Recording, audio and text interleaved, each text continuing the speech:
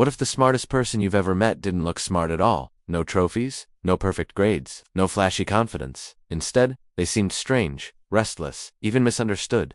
Here's the uncomfortable truth psychology keeps uncovering. Genius rarely announces itself. It hides behind habits people judge too quickly, and once you see these habits clearly, you can't unsee them. Because real intelligence doesn't shout. It whispers in behaviors most people ignore. And today, we're stepping into that quiet territory. 5 weird traits, backed by psychology, that reveal a mind operating on a completely different frequency. But be warned, if you recognize yourself in these, might explain why you've always felt out of place. Let's begin with the first trait, psychologists noticed and almost dismissed. Trait 1. They constantly talk to themselves, not muttering nonsense, not losing touch with reality, but narrating thoughts, rehearsing conversations, solving problems out loud. To outsiders, it looks odd.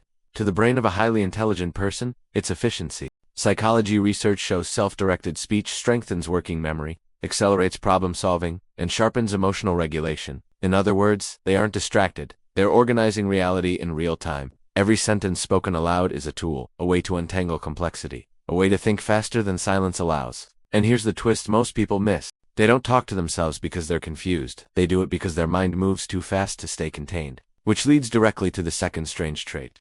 Trait 2. They get bored, painfully bored, with normal conversation. Small talk feels like static noise. Predictable stories feel draining. Surface-level opinions feel empty. This isn't arrogance. It's neurological mismatch. Highly intelligent brains crave stimulation patterns, contradictions, depth. When conversations stay shallow, their mind disengages to protect energy. They'd rather discuss uncomfortable questions than safe topics. Ideas over gossip, meaning over politeness. And because of this, they're often misunderstood as distant, cold, or antisocial. But psychology shows the opposite. They bond deeply, just selectively. They're searching for minds that stretch theirs, and when they don't find them, they retreat inward. Which brings us to a subtle but powerful third trait. Trait 3. They notice everything. Not just what's said, but what's avoided. Not just expressions, but micro-expressions. Not just events, but patterns beneath them. Psychologists call this heightened perceptual sensitivity. It's the brain constantly scanning for inconsistencies and signals others miss. A pause that lasts half a second too long.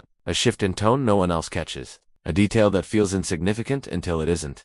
This hyper-awareness fuels intuition that feels almost supernatural, but it comes at a cost. Their mind rarely shuts off. Rest feels shallow. Silence feels loud. And here's the cliff most people don't see coming. These first 3 traits aren't even the most disruptive ones, because the next 2 habits don't just shape how geniuses think, they shape how they suffer. And once you hear them, you'll understand why so many brilliant minds feel deeply misunderstood. Here's the part psychologists didn't expect. The traits that don't just reveal genius, but explain why it often feels heavy to carry. Because intelligence at this level isn't just power, it's pressure. Let's step into trait. For the one most people mistake for weakness. Trait 4. They overthink everything, and can't stop. Decisions don't arrive quietly. They echo, branch, multiply, while others choose and move on. Highly intelligent minds simulate every outcome. What could go wrong? What could go right? What hasn't been considered yet? Psychology links this to advanced predictive processing.